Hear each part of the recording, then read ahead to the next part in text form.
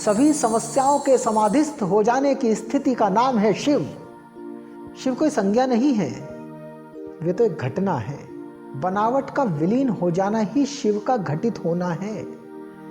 शिव किसी भी प्रकार के परहेज से परे है।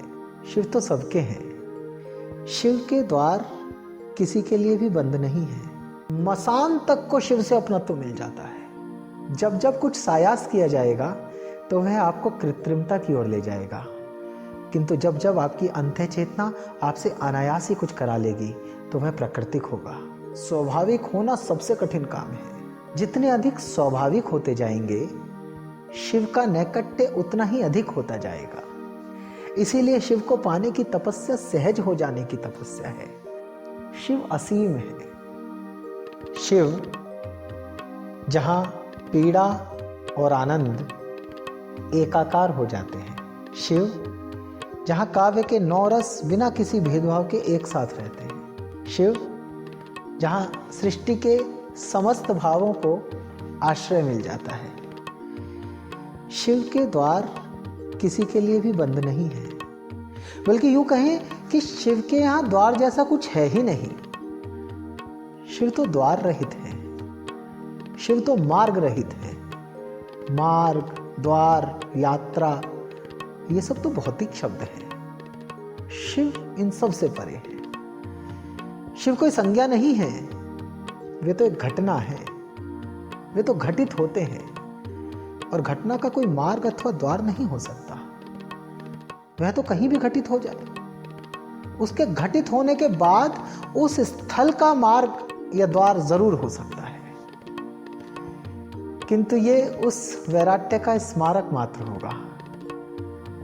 द्वार और मार्ग से जहां कोई पहुंचेगा वहां उसे उस घटना के चिन्ह मिल सकते हैं। घटना तो घटित हुई और विलीन हो गई।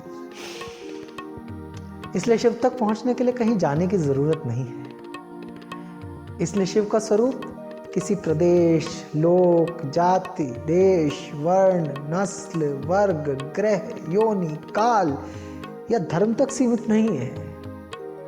शिव असीम है। उन्हें जो देखे वो उसे अपने से लगते हैं।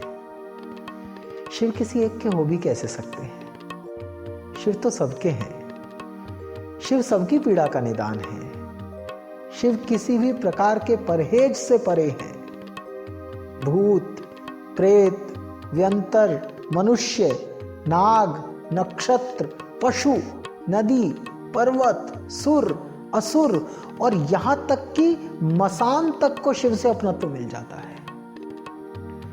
शिव के अर्धांग में प्रतिष्ठित पार्वती प्रेम का अस्तित्व है, तो शिव के कंठ में विद्यमान विष वात्सल्य का द्योतक है।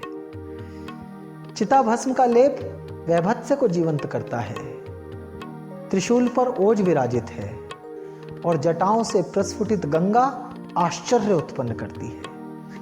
शिव के गणों में हास्य के दर्शन होते हैं और हृदय में करुणा वास करती है। त्रिपुंड के मध्य स्थित नेत्र उन्हें रौद्र कर देते हैं और निमीलित नयनों से वे अपने निर्वेद होने की सूचना देते हैं। शिव के चरण पर्वत पर हैं और शीर्ष पर चंद्रमा विद्यमान है। यह स्वरूप शिव के वैराट्य का प्रमाण है। मृगछाल और गंगोद्गम शिव के प्राकृतिक होने का उद्घोष है। शिव समाधान का पर्यायवाची है। वहां समस्या कोई है ही नहीं। सभी समस्याओं के समाधिस्थ हो जाने की स्थिति का नाम है शिव। इस अद्भुत स्वरूप में किसी परहेज की संभावना हो ही कैसे सकती है? वहां सब स्वीकार्य है। शिव के लिए कुछ बनना नहीं पड़ता। शिव को पाने के लिए कुछ ओढ़ना नहीं पड़ता। वहां तो ठीक वैसे पहुंचा जा सकता है जैसे आप हैं।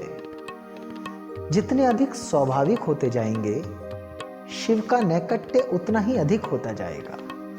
कृत्रिमता हटी और शिव घटित हो गए। बनावट का विलीन हो जाना ही शिव का घटित होना है। विश्व में जो जो असंभव है वह सब शिव के यहां संभव हो जाता है। वहां नकार है ही नहीं, वहां तो सब साकार है। वहां सब कुछ संभव है। शिव का स्वीकार इतना बड़ा है कि उसके आगे कोई अस्वीकार टिक ही नहीं सकता। वे संसार के समस्त भावों को एक सरीखा स्वीकार कर लेते हैं। अन्य कहीं आपको ऐसा नहीं मिलेगा। अन्य कहीं ऐसा तलाशने भी ना लग जाना। मन के भीतर घट रहे हर अजीब को शिव के अतिरिक्त कहीं व्यक्त किया तो पागल कहलाओगे। किंतु शिव के यहां सब स्वीकार है। वहां मन को खोल कर रख देना, वहां हर आवरण हटा देना, वहां हर नियम के दायरे से बाहर निकल जाना, वहां हर नैतिकता के खोल से ऊपर उठ जाना। वहां कुछ अनैतिक नहीं है, वहां कुछ अराजक नहीं है, वहां कुछ अनावृत नहीं है, वहां तो सब सहज ही सहज है। इसीलिए शिव को पाने की तपस्या सहज हो जाने की तपस्या है। सहज होने के लिए सबसे ज्यादा तपस्या करनी पड़ती है। बनावट के लिए तो दुनिया भर के पार्लर खुले हुए हैं। बनावट के लिए तो दुनिया भर के मठ, धर्म स्थल, विद्यालय, संस्थान, इदारे खुले हुए हैं। लेकिन सहज होने के लिए कोई इंस्टीट्यूट नहीं है। इन सब संस्थानों और इदारों से बच निकले तो आप शिव के निकट आ जाएंगे। स्वाभाविक होना सबसे कठिन काम है, क्योंकि इसमें कुछ करना नहीं होता।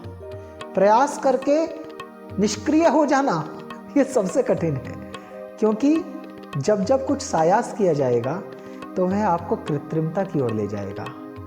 किंतु जब जब आपकी अंतः चेतना आपसे अनायास ही कुछ करा लेगी तो वह प्राकृतिक होगा।